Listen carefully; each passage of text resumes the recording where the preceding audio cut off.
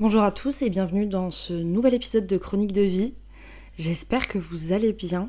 C'est un épisode qui va être un peu spécial aujourd'hui puisque cet épisode sort le jour de mon anniversaire. Et c'est toujours une date assez compliquée pour moi. Et je voulais aujourd'hui qu'on aborde un peu mon rapport à mon anniversaire. Pourquoi c'est compliqué pour moi et un peu le bilan de ce que j'en ai fait dans ma tête de ces dernières années. Même si cette année a encore démontré que c'est encore compliqué. Voilà. En plus d'être un épisode qui n'a pas de thème bien précis, en général, en fait, ce que je fais, c'est que j'écris mon épisode et je le conditionne pour qu'il y ait vraiment des parties définies et que ce soit un peu ordonné. Là, c'est pas du tout le cas. J'ai une note quand même sur mon ordi avec les sujets que je veux aborder, mais c'est beaucoup moins construit que d'habitude. Donc c'est pour ça que j'ai pas du tout fait comme je fais habituellement, en mode intro, je discute un peu et ensuite on fait vraiment partie par partie des sujets que je veux aborder. Ça va être un peu plus décousu, mais en fait c'est un sujet assez perso, donc je me suis dit que c'était peut-être plus accessible comme ça, je sais pas. Je savais pas trop si j'allais faire quelque chose avec la sortie du podcast, si j'allais marquer le coup, le fait que ça sorte le jour de mon anniversaire et tout. Et en fait je pense que je suis pas la seule à avoir beaucoup d'anxiété autour de son anniversaire, et j'en suis même persuadée. Donc je me suis dit que peut-être le fait d'entendre quelqu'un en parler et le fait d'entendre quelqu'un échanger là-dessus, ça va peut-être pour certains se dire « Ah ben, je suis pas seule, en fait ». Et c'est pour ça, n'hésite pas d'ailleurs à me passer en DM sur les réseaux si t'as envie d'en parler et t'as envie de vider ton sac, c'est avec grand plaisir. C'est également la première fois que je me filme, chose que je comptais pas forcément faire de base, mais en fait, je veux que les podcasts soient sur YouTube et c'est quand même plus sympa je trouve d'avoir un support vidéo pour mettre sur YouTube. Pour la vidéo, je ressemble à rien.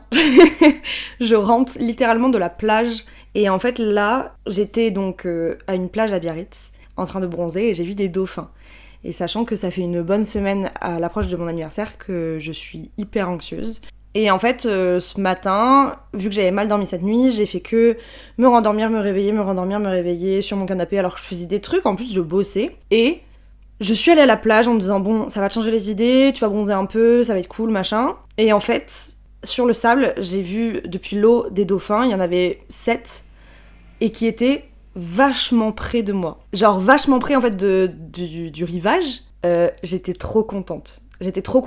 Je l'ai vraiment vu comme un signe de la vie incroyable. Genre, signe de ouf en fait. Sur une journée qui avait mal démarré, où je me suis un peu donné un coup de pied au cul toute seule en mode bon allez, va à la plage, ça va te changer les idées, mais signe de fou parce que si j'étais pas allée, j'aurais jamais vu les dauphins. Et en plus, j'en parlais avec des copines l'autre jour et je leur disais j'ai jamais vu de dauphins à Biarritz et tout le monde a déjà vu.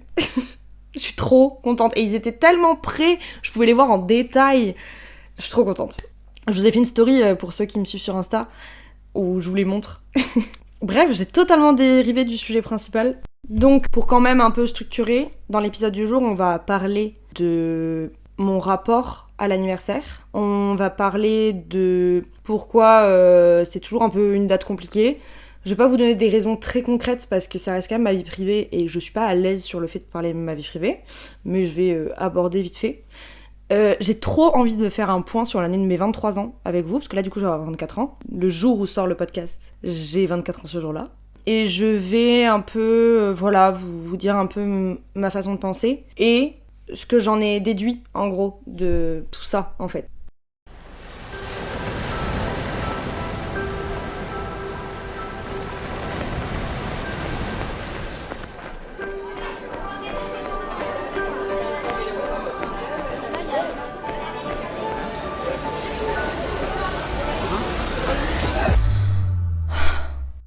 Le premier point que je voulais aborder avec vous, c'est que c'est toujours une période à l'approche de mon anniversaire qui me donne énormément d'anxiété. Ça me travaille beaucoup, même si je fais en sorte pour que ça n'arrive pas. En fait, à l'approche de cette date, je suis hyper angoissée. J'ai du mal à dormir, les TSCA reviennent à gogo. Mes tocs, ils sont beaucoup plus importants. J'ai toujours des tocs, et même au plus loin que j'en suis, j'ai toujours eu des tocs. Quand je suis sur des grosses périodes d'anxiété, ils sont décuplés au max. Et en ce moment, ça l'est. J'essaye de faire attention quand même. Pourquoi tout ça, ça me travaille, pourquoi mon anniversaire me travaille. J'arrive pas à savoir exactement pourquoi. J'ai essayé de me poser plusieurs fois la question, j'en ai parlé avec ma psy, etc. Mais j'arrive pas à mettre le point sur ce qui me dérange profondément. Pour le coup, j'ai plusieurs théories. Déjà, il y a un truc, c'est que j'adore célébrer la nif des autres. J'adore qu'ils se sentent spéciaux. Mais j'aime pas du tout le faire pour moi. J'aime pas l'attention portée pour moi. Je suis pas hyper à l'aise avec ça. Mais en même temps, j'aime bien ce truc de c'est mon anniversaire. Vous voyez ? Je dis souvent aux gens que je déteste mon anniversaire, mais en fait, fondamentalement, je le déteste pas. Je suis pas sûre de réellement le détester, mais je sais que c'est quand même une période qui, tous les ans, est compliquée. En fait, c'est une période qui fait ressortir toutes mes insécurités, le fait je sais pas, de vieillir, d'avoir ce jour-là, de célébrer le jour où je suis née et de prendre une année en plus, ça fait vraiment ressortir les insécurités. J'ai pas du tout la panique de la vieillesse, je suis hyper ok avec le fait de vieillir, je suis hyper ok avec le fait de prendre une année de plus. J'ai aucun problème avec ça, enfin, ça va, j'ai 24 ans. Je suis jeune de fou. Mais c'est vrai que je vois ces années passer. Et là, j'ai 24 ans et je me dis waouh, quand j'étais petite, mais quand j'étais ado, 24 ans, ça me paraissait tellement loin. Et là, je suis dedans. Donc, j'ai pas non plus peur du temps qui passe. Je me rends compte que je n'ai même pas fait, je pense que j'ai dû faire un quart de ma vie. Ça va. Et pour un quart de ma vie, j'ai quand même vécu énormément de choses. Donc, je suis pas du tout mal avec ça, j'ai aucun regret, j'ai fait les choses du mieux que j'ai pu, j'ai été spontanée au max, dès que je voulais faire quelque chose, je le faisais, là-dessus j'ai aucun regret, dès que je voulais voyager, je voyageais, dès que je voulais prendre un avion, je le prenais, dès que je voulais avoir un nouveau diplôme, j'avais ce nouveau diplôme, j'ai aucun regret sur ça, mais en même temps, le fait de prendre une année en plus, ça fait que je me pose plein de questions sur ma vie. Faut savoir que après avoir raté médecine, j'ai pas repris d'études. Donc là, aujourd'hui, le seul diplôme que j'ai, c'est mon bac. Et j'ai pas repris d'études après. Ça fait pas de moi quelqu'un de moins intelligent que quelqu'un qui a un bac plus 8 en droit. Faut qu'on soit d'accord là-dessus. C'est pas ton niveau d'études qui caractérise ton intelligence. Mais je me dis quand même que j'aimerais bien avoir un diplôme. Est-ce que c'est par une pression sociétale ? J'en ai aucune idée. En tout cas, ça vient pas du tout de mes parents, parce que mes parents, ils sont hyper ok avec le fait que je veux pas forcément reprendre mes études ou quoi. Mais c'est moi, en fait, ce truc de j'aime apprendre, j'aime acquérir de nouvelles compétences. Et là, dans le secteur d'activité dans lequel je suis en ce moment, je suis en restauration, je sens que j'ai fait le tour. J'ai bossé de nuit, j'ai bossé de soir, j'ai bossé en bar, j'ai bossé en salle, j'ai bossé en boîte, en restaurant. J'ai fait des services dans des restaurants gastronomiques, des services dans des restaurants d'envoi. En ce moment, je bosse en café. C'est la seule chose que j'avais pas faite pour le coup. Mais en fait, je trouve que j'avance plus et j'acquéris plus rien dans ce milieu-là. Et du coup, là, je suis un peu en train de me remettre en question en mode, est-ce que je continue dans cette voie-là, mais par contre, si je continue dans cette voie-là, je veux soit avoir mon propre restaurant, soit avoir un poste avec plus de responsabilités qui me donne la possibilité d'acquérir de nouvelles compétences, ou est-ce que je change de voie, mais qui dit changer de voie dit forcément reprise d'études. Et c'est un point en ce moment où je me pose pas mal de questions, parce que, voilà, ça pourrait être intéressant, ça ferait apprendre de nouvelles choses, et si au final je vois que ça me plaît pas, c'est pas grave. Je peux très bien tenter quelque chose, ça marche pas, recommencer, faire autre chose. C'est ça la vie, et c'est ça qui est cool, c'est que la vie elle est quand même longue, et on en a qu'une. Donc autant tester toutes les choses qu'on a envie de tester, et si on voit que dans un milieu on a envie de rester, on y reste. Mais moi je sais que je me lasse facilement des choses, je me lasse facilement des gens, et là, ça fait un certain nombre d'années que je suis dans ce secteur-là, j'ai beaucoup changé de resto, parce que comme je dis, je me lasse facilement. Mais là, c'est carrément le secteur dont je suis en train de me lasser. Donc c'est vrai que je me pose pas mal de questions. Et le fait de prendre de l'âge, entre guillemets, je me pose forcément ces questions-là encore plus en ce moment, de qu'est-ce que je veux faire et vers quoi je veux aller. Donc forcément, je remets un peu ma vie en question. C'est toujours un peu compliqué. Et il faut savoir en plus qu'en ce moment, c'est une période où je suis assez seule, vu que j'ai mis fin à beaucoup de relations récemment, que ce soit amoureuse ou amicale, parce que je voulais vraiment me retrouver seule et travailler sur moi-même, et notamment aussi travailler sur le podcast, chose qui fait que je travaille beaucoup solo de mon côté. Donc tout ça c'est volontaire, mais forcément ça fait que quand on est solo, chez soi, que ce soit à bosser ou pas, les pensées tournent un peu en boucle. Deuxième gros point de pourquoi je pense que mon anniversaire me donne beaucoup d'anxiété, c'est que j'ai toujours été déçue des gens. Alors, je dis pas que c'est de leur faute, pas du tout. Je pense sincèrement pas que c'est de leur faute d'ailleurs, je pense que ça vient de moi. C'est moi aussi qui aime tellement les gens, qui apporte tellement de l'attention aux autres, qui est une people pleaser de ouf, enfin, qui l'a toujours été en tout cas, parce que, voilà, moi j'accordais plus d'importance aux autres qu'à moi-même pendant des années. Et du coup, forcément, quand on donne toutes ces cartes aux autres, ils en font ce qu'ils veulent. Et eux, ils ont raison de se mettre en priorité, ils ont grave raison, mais forcément, moi, ça m'a blessée sur le processus. Et c'est vrai que j'ai beaucoup été déçue des gens, j'ai beaucoup été déçue de certaines amitiés, de liens familiaux, de liens amoureux. Et mon anniversaire, c'est toujours un moment qui fait ressortir ce truc-là. Ce truc de... On va attendre énormément des autres, on va attendre peut-être qu'ils nous fassent des surprises, peut-être qu'ils nous offrent des cadeaux, qu'ils nous souhaitent juste notre anniversaire, et on l'a pas forcément. Et donc ça crée une déception. Et cette année, je veux faire les choses différemment. Je veux pas attendre quoi que ce soit des autres. S'ils sont là, c'est cool. S'ils sont pas là, c'est pas grave.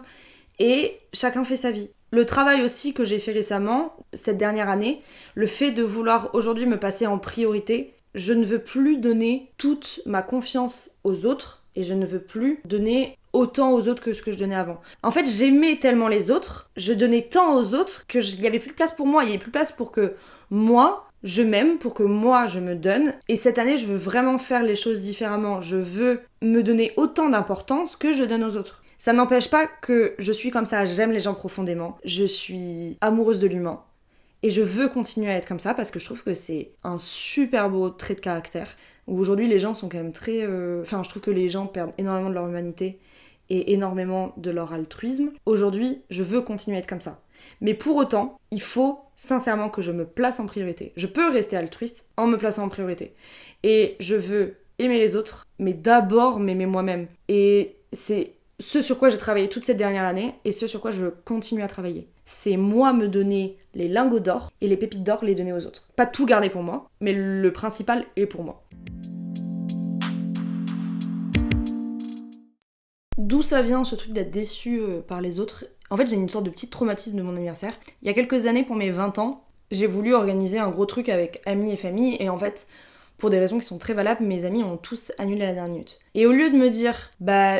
c'est pas grave, il y a toute ma famille qui est là. En plus, il y avait ma famille qui s'était déplacée de la France entière, enfin trop cool.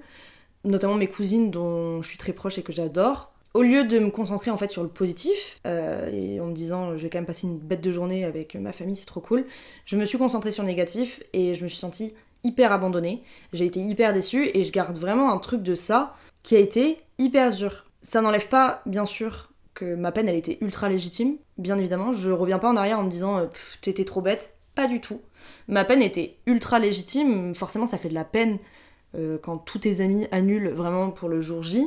Enfin, ça s'est fait la veille et le jour J. Ils ont tous annulé, mais pour des raisons qui étaient individuellement hyper valables. C'était des rattrapages, je sais plus exactement ce que c'était. Enfin, c'était des raisons vraiment, ils pouvaient pas prévoir quoi. Mais du coup, j'ai gardé ce truc de... En fait, si je vais organiser quelque chose, on va annuler et je vais être déçue. Et même encore aujourd'hui, alors que j'ai ce retour et j'ai ce truc de me dire bah non, c'est pas parce que c'est arrivé une fois que ça arrivera toujours. Aujourd'hui quand même, j'organise rien parce que j'ai peur d'être déçue et j'ai pas envie. Alors que je pourrais très bien retourner, et c'est d'ailleurs ce que je te conseille de faire, retourner dans son esprit et se dire bah non, s'il y a une personne qui vient, c'est déjà très cool et ça veut dire que je vais passer une bête de journée avec telle personne. En fait, on n'est pas déçu quand on n'attend rien. Et c'est là où je suis dans un process où je travaille là-dessus en ce moment, c'est que j'attends beaucoup trop des autres. Et on ne peut pas demander aux autres de respecter nos attentes. Nos attentes, il n'y a que nous qui pouvons les respecter. Et on ne peut pas demander aux autres de le faire. C'est impossible. Chacun a sa vie et chacun fonctionne de la façon dont il fonctionne. Il faut revoir aussi son échelle de priorité. Et il faut revoir aussi qui on place en priorité dans son échelle. Pendant longtemps, je confondais les meilleurs potes avec les amis et les copains. C'est pas possible. Aujourd'hui, pas du tout, ça fait quelques années que je le fais plus, mais j'ai vraiment dans mon échelle de mes meilleurs potes, qui sont mes meilleurs potes d'enfance, du lycée et certains que j'ai pu me faire après le lycée, mes amis, des gens que j'estime énormément mais qui ne sont pas mes meilleurs amis pour autant, et des potes que je vais avoir en soirée, des potes que allez, je vais inviter pour aller à la plage, mais ça s'arrête là. Et c'est là où, bien évidemment, mes meilleurs potes, enfin je les estime beaucoup plus que des amis, que je les estime beaucoup plus que des potes. Et je peux pas être déçue de la même manière qu'un pote qui va pas venir à mon anniversaire que mon meilleur pote qui va pas venir à mon anniversaire. Bien évidemment. Mais aussi, il faut garder en tête que chacun a une vie à un moment donné et que on peut pas abandonner toute sa vie pour une personne. Peu importe la personne, je suis désolée. Mais vu que moi je fonctionne comme ça, vu que moi je fonctionne d'une manière où je donne sans compter et je suis capable d'abandonner ma vie pour quelqu'un d'autre, j'ai une tendance, et c'est humain, c'est totalement humain, à me dire, si moi je fais ça, pourquoi telle personne elle fait pas ça? Mais en fait non, cette personne en face elle a raison. Il faut soi-même prioriser sa vie. Si t'es libre, c'est cool, mais si t'es pas libre, tu vas pas tout modifier pour cette personne. C'est ta vie qui est le plus important, c'est ta priorité. Parce que c'est toi qui vas te suivre pendant toute ta vie. Donc autant te placer en priorité. Donc en fait, la question aujourd'hui à se poser, c'est est-ce que t'as un entourage qui est pas très bienveillant et vraiment qui n'est jamais là, qui ne te donne pas l'heure, qui te soutient pas quand t'en as besoin? Ou est-ce que en fait c'est à toi de réajuster l'échelle et de remettre en question l'importance que tu donnes aux gens par rapport à ce que eux ils te donnent et par rapport à ce que toi tu te donnes? Je pense que c'est ces questions-là aussi qu'il faut se poser. En fait, j'avais une tendance aussi à ne pas voir les signes, et c'est comme en amour. En amitié, de toute façon, c'est comme en amour. J'avais tendance à ne pas voir les signes qu'on me donnait et à donner de ouf mon amour, alors que non, c'est pas possible. Telle personne, elle montre dès le début ce qu'elle est en capacité de te donner. Tu prends ce qu'elle peut te donner, mais tu ne peux pas tout bouleverser pour cette personne. Pas du tout. Toi, tu donnes aussi à ton échelle. Et tu dois te donner tout l'amour que tu portes aux autres à toi-même.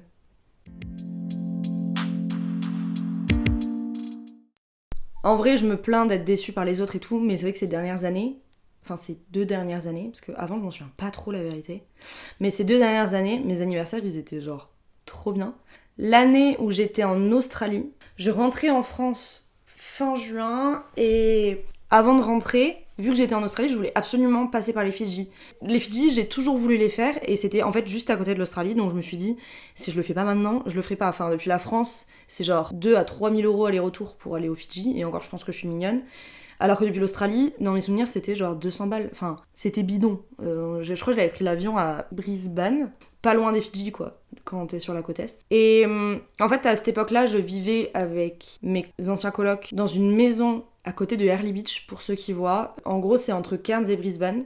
Et c'est une ville où il y a énormément de passages de touristes, parce que c'est là où il y a tous les départs des Whitsundays.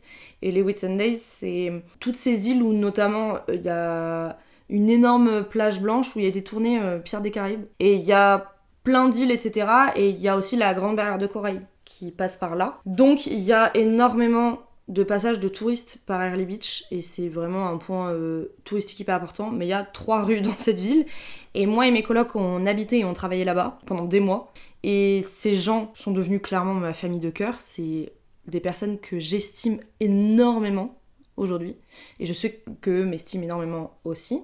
Et même si on est éparpillés dans les 4 coins de la France aujourd'hui, même parfois les 4 coins du monde quand moi je voyage ou que eux voyagent, en fait ça n'empêche pas que on essaye toujours de se voir, on essaye toujours de se prendre en contact, et on se porte énormément dans nos cœurs. Et c'est des gens que j'aimerais toujours, et je pense qu'ils m'aimeront toujours, parce que voilà, on a vécu des choses incroyables ensemble. Et en fait, ce qui s'est passé, c'est que j'en parle à mes colocs du fait que voilà, je vais peut-être me faire un trip solo aux Fidji, que ça va tomber pendant mon anniversaire, et qu'ensuite je rentrerai en France depuis les Fidji. Et mes colocs me disent, vas-y, on est chaud, viens avec toi, on te fait les Fidji pour ton anniversaire tous ensemble.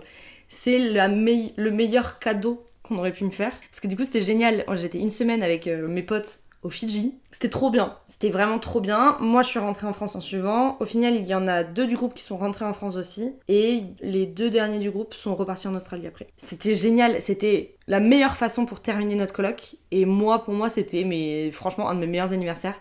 On a fait mon anniversaire sur des pilotis en plein milieu d'un lagoon où on buvait des coups et on dansait et on allait faire de la plongée. Enfin, c'était génial. Mon anniversaire de l'année dernière, je m'étais dit que j'allais essayer de bouger pour mon anniversaire, me faire genre un solo trip, je sais pas loin, en mode en Italie ou en Espagne ou je sais pas.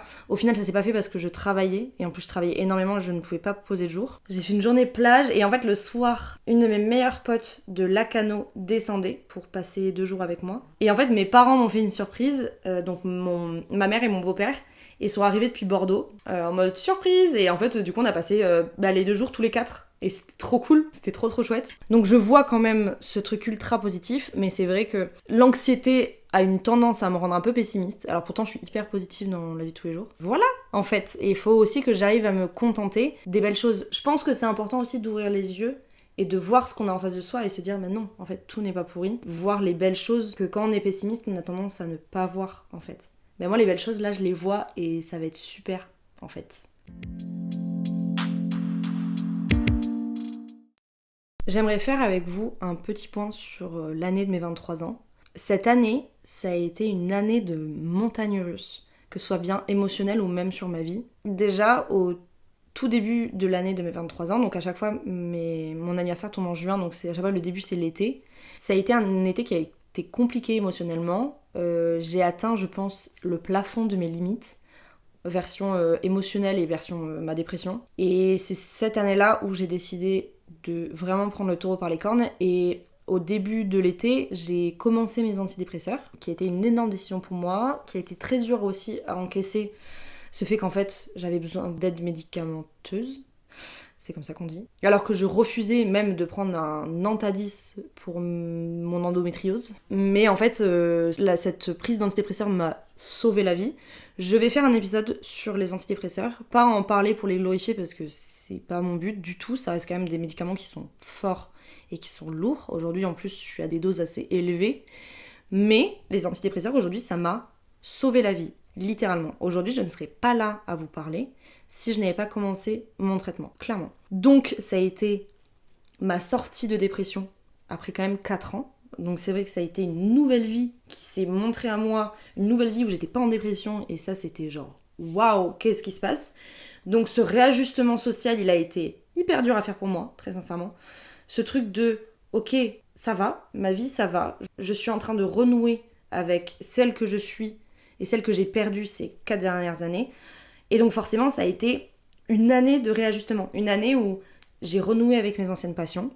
Et ça a été un sentiment incroyable parce que forcément quand on est en dépression, c'est déjà tellement dur de se lever le matin que faire des hobbies, etc. ça peut être compliqué. Donc le fait de renouer avec mes anciennes passions, j'étais en mode waouh, mais quelle dinguerie en fait. J'ai eu une énorme remise en question personnelle, j'ai fait du tri dans mes amitiés parce que certaines étaient assez toxiques, certaines me tiraient pas vers le haut, donc c'est vrai que j'ai fait un énorme tri qui a été une super décision. Cet hiver j'ai fait un énorme voyage en sac à dos en Asie. Ça a été génial, ça a été hyper bénéfique, j'ai appris plein de choses sur moi, j'ai appris plein de choses sur comment je suis en société. J'ai pas bu du coup pendant 4 mois, donc mon rapport à l'alcool a aussi changé. Aujourd'hui j'ai un rapport assez sain avec l'alcool, chose que j'avais pas du tout l'année passée. Mais avant que je prenne mes antidépresseurs, j'avais pas du tout un rapport sain avec l'alcool. Aujourd'hui j'ai vraiment un rapport sain. Si je décide de boire une soirée, bah, je le fais en pleine conscience et j'ai beaucoup moins vous savez, le anxiety du lendemain de soirée. Et je peux très bien aujourd'hui passer des soirées sous Coca Zéro et c'est génial et je suis ravie et je passe des très bonnes soirées. J'ai vaincu plein de peurs que j'avais depuis des années, notamment la peur du scooter. Ça peut paraître stupide, mais vraiment la peur du deux roues c'était un truc ancré chez moi. J'en avais des sueurs froides du fait de conduire un scooter.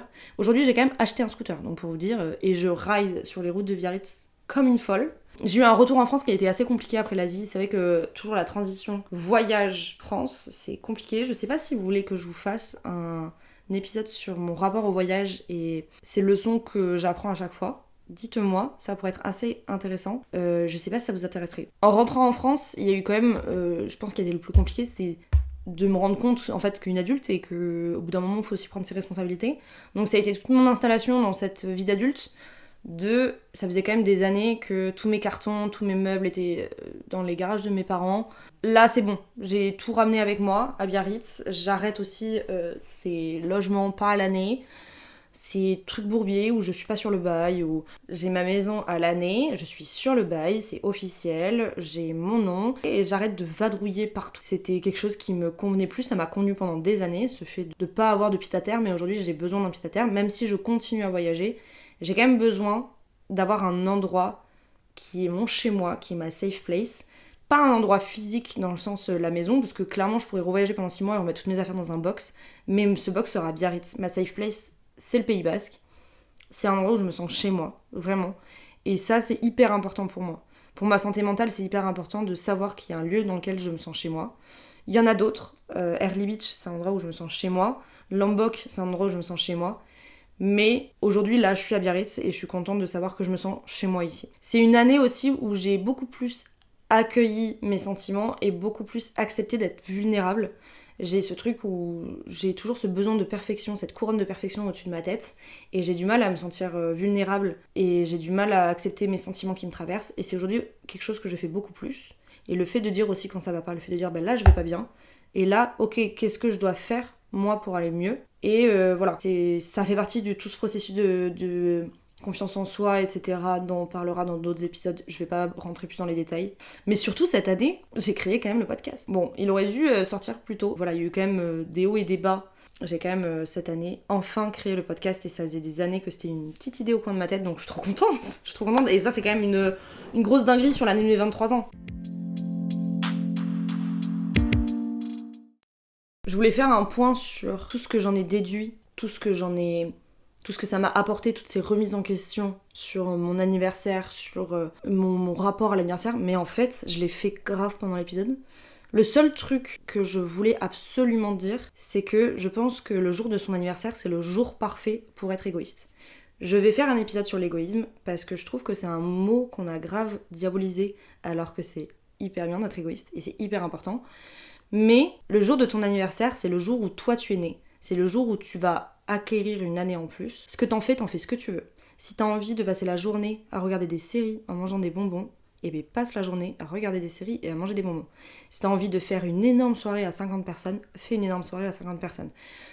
Ton anniversaire, t'en fais ce que tu veux. Il y a un peu cette pression sociétale de faire quelque chose, faire un resto, boire des coups avec ses potes, j'en sais rien, organiser une soirée, machin. Mais en soi, ça reste une pression sociétale, et toi, ce que fondamentalement tu as envie de faire, mais en fait c'est ça qui compte. Moi là, pour mon anniversaire, ce que j'ai envie de faire, j'ai envie d'aller à la plage, j'ai envie de voir ma meilleure pote, j'ai envie de boire des coups avec elle, de manger des tapas. S'il y en a qui veulent se greffer, ils se greffent. S'il y en a qui veulent pas, ils veulent pas. C'est ça que j'ai envie de faire dans mon anniversaire. En fait, tu dis fuck à qui tu en as envie, et tu le célèbres comme toi tu as envie, et pas comme les autres te l'imposent. Et je pense que c'est la meilleure façon de célébrer son anniversaire. C'est de dire, moi j'ai envie de faire ça, je vais faire ça. Et je m'en fous complètement de ce que vous pensez. Ok, cet épisode était bien plus long que prévu. Je pensais qu'il allait être court, parce que dans les notes que j'ai faites, que je lis en même temps sur mon ordi, j'avais noté 2-3 points. J'ai grave extend mes pensées, et c'est allé super loin, mais je suis ravie parce qu'il y a plein de points que je voulais aborder et auxquels j'ai pensé à aborder, donc je suis trop contente. Et je suis contente d'avoir pu un peu mettre les mots sur les anniversaires, parce que c'est vrai qu'on n'en parle pas assez, mais je suis pas du tout la seule à être un peu anxieuse avec ça. En fait, les anniversaires, on en fait grave un big deal, mais c'est à toi de savoir si tu veux en faire un big deal ou pas, ou si tu veux que ça reste un jour classique. C'est ton anniversaire, t'en fais ce que tu veux. Donc c'est vrai que cet épisode, il a été vachement long. Je pensais qu'il durait 15 minutes. Là, je suis en train de voir au moment où j'enregistre qu'il dure 40 minutes. Avec le montage, je pense qu'il va durer 25 minutes. Et ce qui est en soi le temps de mes épisodes habituels. Donc c'est cool. J'espère en tout cas que ça t'a plu. N'hésite pas à me faire des retours sur les réseaux, TikTok, Chronique de Vie, et Instagram qui s'appelle aussi Chronique de Vie Podcast. Parce que ça m'intéresse de savoir ce que t'en penses, de savoir quel est ton rapport à l'anniversaire, et de savoir ce que t'en as un peu tiré de tout ça. J'adore vos retours. Là, sur les derniers épisodes qui sont sortis, donc pourquoi ce n'était pas lui, le dernier c'était Tout arrive pour une raison. Vos retours, ils sont magiques. En fait, moi j'enregistre ça comme ça dans mon salon avec le micro en face de moi, et le fait d'avoir vos retours, ça humanise tellement plus le truc, et je suis trop contente. Par exemple, sur le dernier épisode, je sais qu'il y avait des problèmes de son, et on me l'a dit en mode ah, t'aurais pu aussi faire ça pour les problèmes de son, et je dirais en mode trop cool, ben je le saurai pour le prochain épisode. Je suis un bébé en podcast, je débute complètement, je démarre de rien, moi j'y connais rien, je suis absolument pas dans ce milieu-là. Donc le fait d'avoir vos retours qui soient positifs, négatifs, constructifs, j'adore en retirer ce que je peux retirer, et j'adore vos retours. J'espère que cet épisode un peu exceptionnel, un peu bizarre dans sa trame, t'a plu en tout cas. C'était très différent de d'habitude, c'était beaucoup moins construit. Là, c'est pas du tout basé sur des livres que je lis ou quoi, c'est vraiment moi et mon mindset, et c'est tout. Je te souhaite une belle journée ou une belle soirée selon l'heure à laquelle tu écoutes ce podcast, et je te donne rendez-vous la semaine prochaine pour un nouvel épisode. Merci de m'avoir écouté, et à bientôt!